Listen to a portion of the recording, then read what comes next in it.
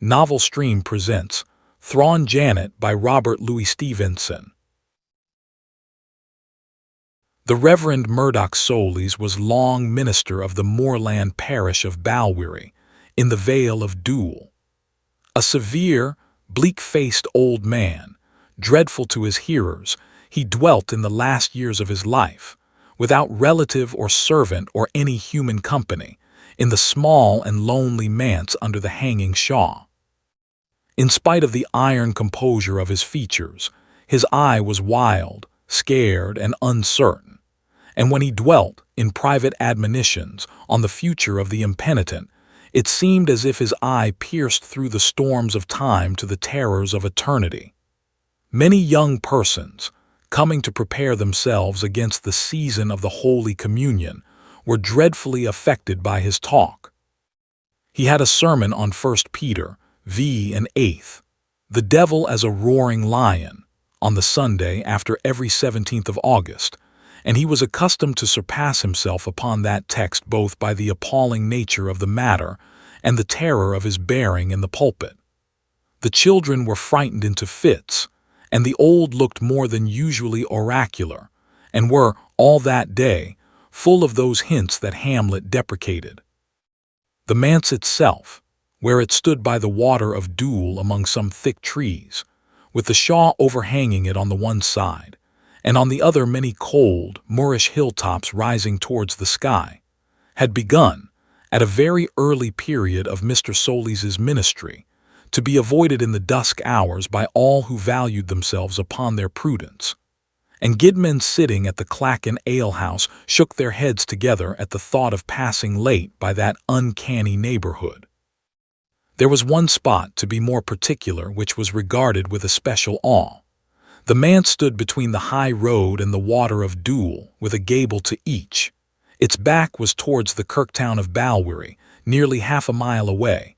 In front of it, a bare garden hedged with thorn occupied the land between the river and the road. The house was 2 stories high, with 2 large rooms on each. It opened not directly on the garden, but on a causewayed path, or passage, giving on the road on the one hand, and closed on the other by the tall willows and elders that bordered on the stream. And it was this strip of causeway that enjoyed among the young parishioners of Balweary so infamous a reputation. The minister walked there often after dark, sometimes groaning aloud in the instancy of his unspoken prayers, and when he was from home, and the manse door was locked, the more daring schoolboys ventured with beating hearts to follow my leader across that legendary spot. This atmosphere of terror, surrounding, as it did, a man of God of spotless character and orthodoxy, was a common cause of wonder and subject of inquiry among the few strangers who were led by chance or business into that unknown, outlying country. But many even of the people of the parish were ignorant of the strange events which had marked the first year of Mr. Soulis's ministrations, and among those who were better informed, some were naturally reticent, and others shy of that particular topic. Now and again, only, one of the older folk would warm into courage over his 3rd tumbler, and recount the cause of the minister's strange looks and solitary life. 50 years syne, when Mr. Soulis came first into Balweary, he was still a young man of callant. The folk said book learnin' and grand at the exposition, but as was natural in sae young a man, why nae leavin' experience in religion. The younger sort were greatly taken by his gifts and his gab, but all concerned, serious men and women were moved even to prayer for the young man, whom they took to be a self-deceiver, and the parish that was like to be sae ill-supplied. It was before the days o' the moderates weary fa them, but ill things are like gooid, they baith come bit by bit, a pickle at a time, and there were folk even then that said the Lord had left the college professors to their ain devices, and the lads that went to study them wad hae done mair and better sittin' in a peat bog like their forebears of the persecution, a Bible under their oxter and a spirit of prayer in their heart. There was nae doubt, anyway, but that Mr. Soulis had been overlang at the college. He was careful and troubled for money things besides the thing needful. He had a feck of books why him mair than had ever been seen before in that presbytery, and a sair work the carrier had why them, for they were alike to have smored in the deal's hag between this and Kilmackerley.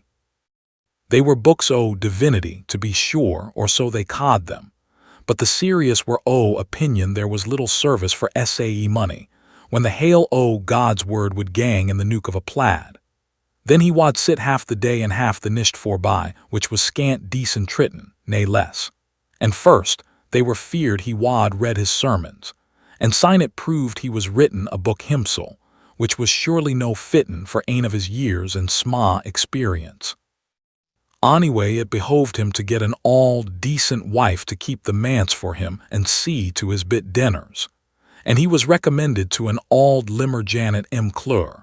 They ca'd her and sae far left to himsel, as to be o'er-persuaded. There was money advised him to the contraire, for Janet was mair than suspected by the best folk in Balweary. Lang or that, she had had a wean to a dragoon. She hadn't come for it for maybe 30 year, and bairns had seen her mumblin' to hersel up on Key's Lone in the gloamin'. Whilk was an unco time and place for a God-fearin' woman. Howsoever, it was the laird himsel that had first told the minister o' Janet, and in 3 days he wad have gained a far gate to pleasure the laird. When folk told him that Janet was sib to the deal, it was a superstition by his way of it, and when they cast up the Bible to him and the Witch of Endor, he wad threep it down their thrapples that 3 days were a gain by, and the deal was mercifully restrained. When it got about the clackin' that Janet McClour was to be servant at the manse, the folk were fair mad why her and him together, and some o' the guidwives had nae better to do than get round her door cheeks and charge her why that was kent again her, frae the soldier's bairn to John Tamson's twa kai. She was nae great speaker. Folk usually let her gang her ain gate, and she let them gang theirs, why neither fair Guideen nor fair Guide. But when she buckled to, she had a tongue to deave the miller. Up she got, and there wasn't an auld story in Balweary but she gart somebody lope for it that day. They couldn't say thing but she could say twa to it, till at the hinder end the guidwives up and claffed baud of her and clawed the coats aff her back, and pooed her down the clackin' to the water o' Dool, to see if she were a witch or no, sound or drown. The carline skirled till ye could hear her at the hangin' shaw, and she focked like 10.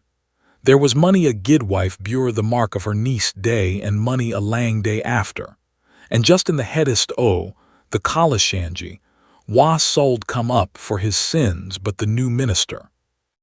"Women," said he, and he had a grand voice, "I charge you in the Lord's name to let her go." Janet ran to him. She was fair wud why terror and clang to him, and prayed him for Christ's sake, save her frae the cummers. And they for their part told him that was Kent and maybe mair. "Woman," says he to Janet, "is this true?" "As the Lord sees me," says she, "as the Lord made me know a word o' tea. For by the bairn," says she, "I've been a decent woman a my days." "Will you," says Mr. Soulis, "in the name of God and before me, his unworthy minister, renounce the devil and his works?" Weel, it wad appear that when he asked it that, she gave a gurn that fairly fritched at them that saw her, and they could hear her teeth play dirl together in her chafts, but there was neething for it but the way or the ither, and Janet lifted up her hand and renounced the deal before them. "And now," says Mr. Soulis to the guidwives, "home with ye, one and all, and pray to God for his forgiveness." And he gied Janet his arm, though she had little on her but a sark, and took her up the clackin' to her ain door like a leddy of the land, and her screeghin and laughin', as was a scandal to be heard. There were mony grave folk lang o'er their prayers that nisht, but when the morn cam, there was sick a fear fell upon a Balweary that the bairns hid their souls, and even the men folk stood and keekit frae their doors.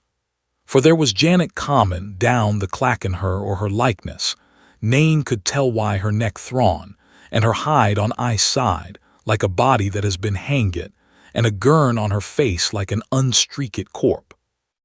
By and by they got used Wyatt, and even speered at her to ken what was wrang. But frae that day forth she couldn't speak like a Christian woman, but slavered and played click why her teeth like a pair o' shears. And frae that day forth the name o' God cam never on her lips, while she would try to say it, but it mitched be.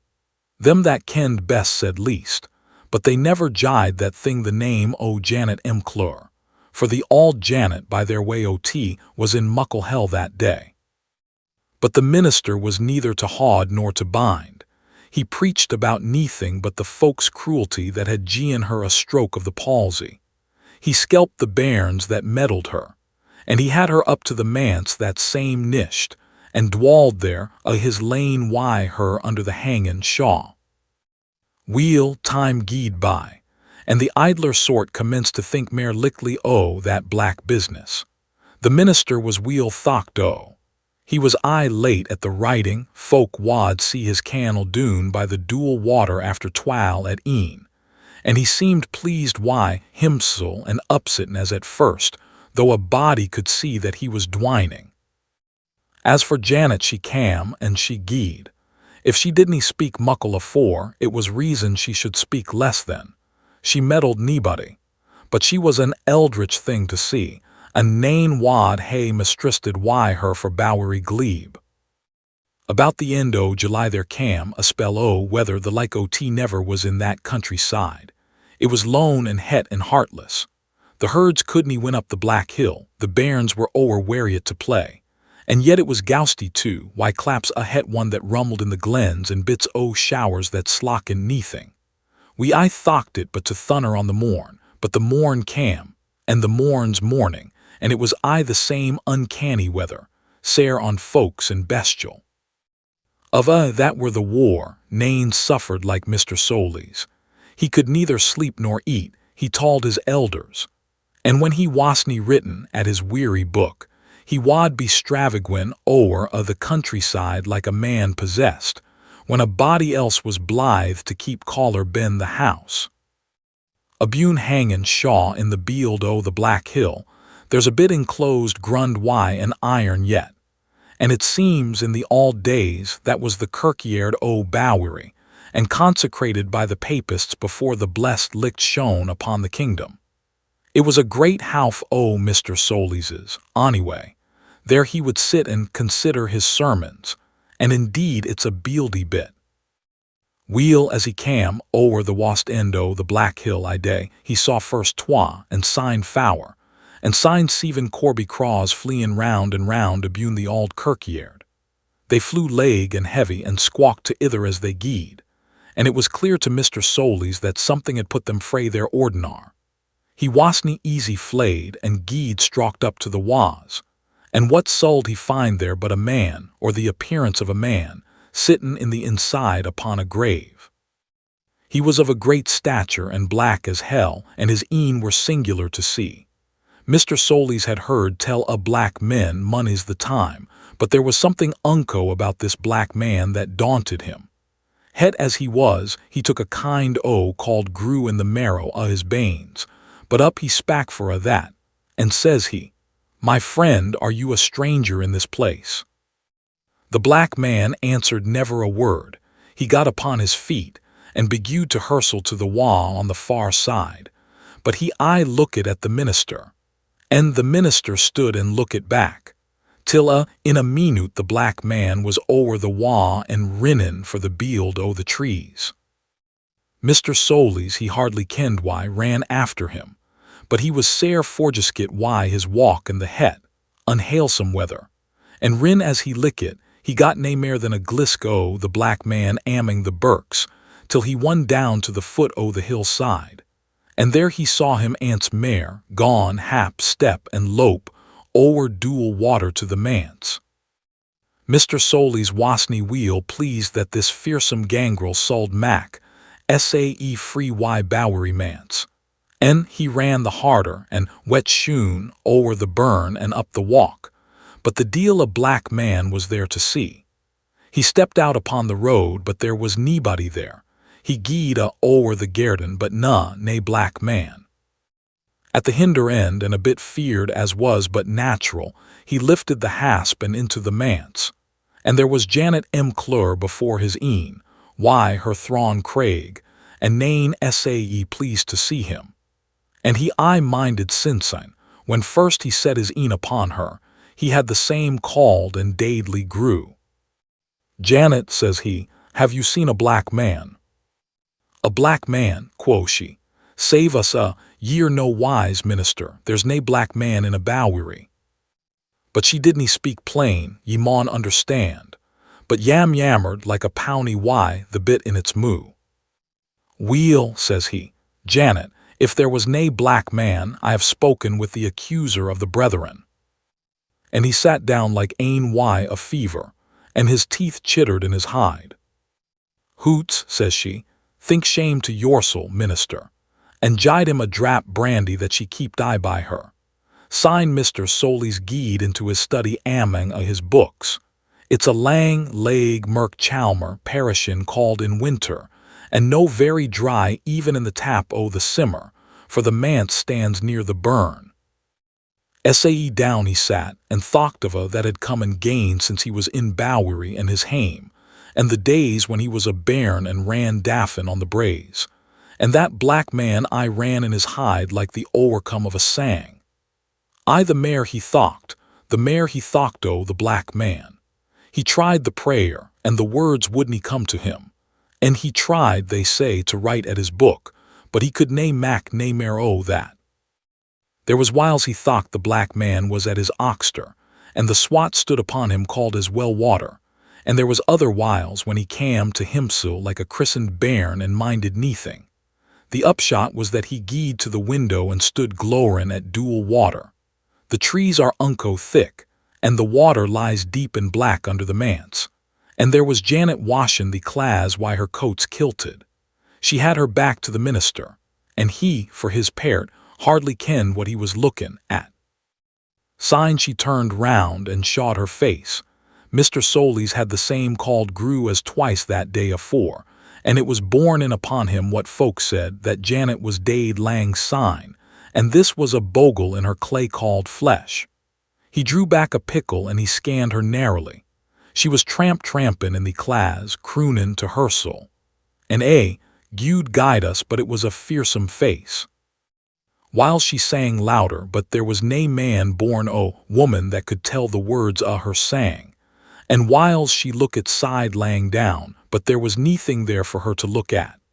There gied a scunner through the flesh upon his banes, and that was heaven's advertisement.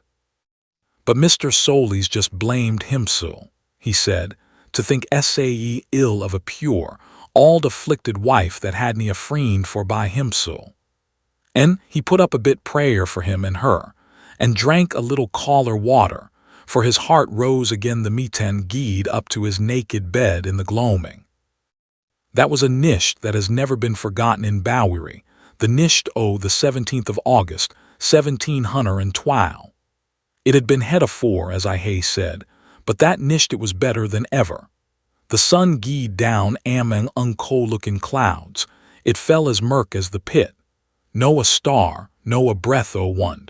Ye couldn't see your hand afore your face, and even the auld folk quist the covers frae their beds and lay petchin' for their breath. Why that he had upon his mind, it was jay and unlikely Mr. Soulis wad get muckle sleep. He lay and he tumbled, the gude caller bed that he got into brunt his very banes, whiles he slept and whiles he walkened, whiles he heard the time unnished and whiles a tyke yowlin' up the muir as if somebody was daid, whiles he thocht he heard bogles claverin' in his lug, and whiles he saw spunkies in the room. He behoved, he judged, to be sick, and sick he was, little he jaloused the sickness. At the hinder end he got a clearness in his mind, sat up in his sark on the bedside, and fell thinkin' ants mair o' the black man and Janet. He couldn't weel tell how, maybe it was the call to his feet, but it cam in upon him why, a spate that there was some connection between Thurtois, and that either or baith o' them were bogles. And just at that moment in Janet's room, which was neist to his, there came a stramp of feet as if men were warsling, and then a loud bang, and then a wand geed risling round the fower quarters of the house, and then a was ain't mare as silent as the grave. Mr. Soulis was feared for neither man nor devil. He got his tinderbox and lit a candle and made 3 steps over to Janet's door.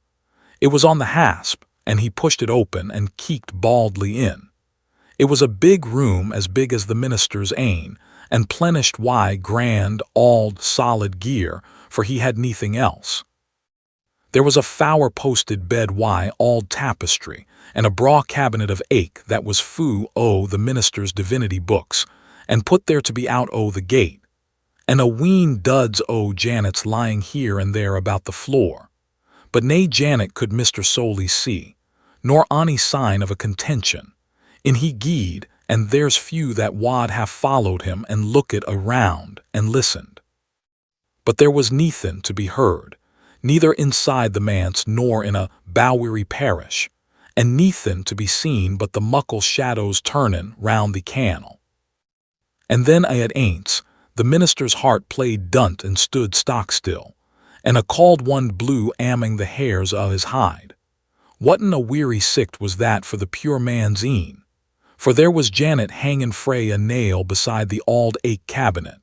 Her hide lay on her shouther, her een were steeked, the tongue proged frae her mouth, and her heels were 2 feet clear abune the floor. God forgive us all, thought Mr. Soulis, poor Janet's dead. He cam a step nearer to the corp, and then his heart fair whammeled in his inside. For by what cantrip it wad ill beseem a man to judge, she was hingin' frae a single nail and by a single worsted thread for darnin' hose. It's an awfu' thing to be your lane at nisht sickin' prodigies o' darkness, but Mr. Soulis was strong in the Lord.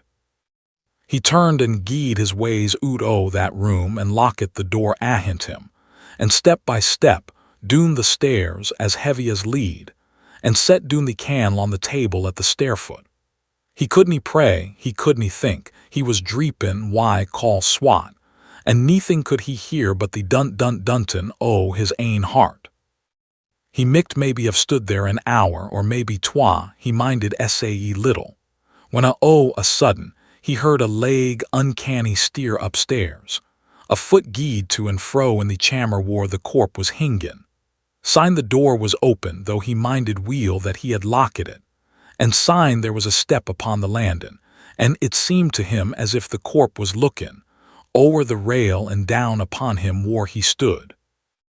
He took up the candle again, for he couldn't want the licht, and as saftly as ever he could, gied strocked out o' the manse to the far end o' the causeway. It was pitmurk, the flame o' the candle, when he set it on the grund, brunt steady and clear as in a room. Neathing moved, but the dual water seepin' and sabbin' doon the glen, and yon unholly footstep that cam ploddin' down the stairs inside the manse. He kenned the foot over wheel, for it was Janet's, and at ilka step that cam a wee thing nearer, the called got deeper in his vitals. He commended his soul to him that made and keepit him, and O Lord, said he, give me strength this night to war against the powers of evil. By this time the foot was common through the passage for the door. He could hear a hand skirt alang the wa, as if the fearsome thing was feelin' for its way. The saws tossed and mained together, alang cam o'er the hills, the flame o' the candle was blawn aboot, and there stood the corp of Thrawn Janet, her grogram gown and her black mutch, the hide upon the shouther, and the gurn still upon the face o' leavin'. Ye wad hae said dade, as Mr. Soulis weel kenned, upon the threshold o' the manse. It's a strange thing that the soul of man should be that thurled into his perishable body, but the minister saw that, and his heart didn't break. She didn't stand there lang. She began to move again and cam slowly towards Mr. Soulis where he stood under the saws. The life o' his body, the strength his spirit were glowering frae his een. It seemed she was gone to speak but wanted words and made a sign wi' the left hand. There cam a clap o' one like a cat's fuff. Oot gied the cannel, the saws screeged like folk. And Mr. Soulis kenned that live or die, this was the end o' tea.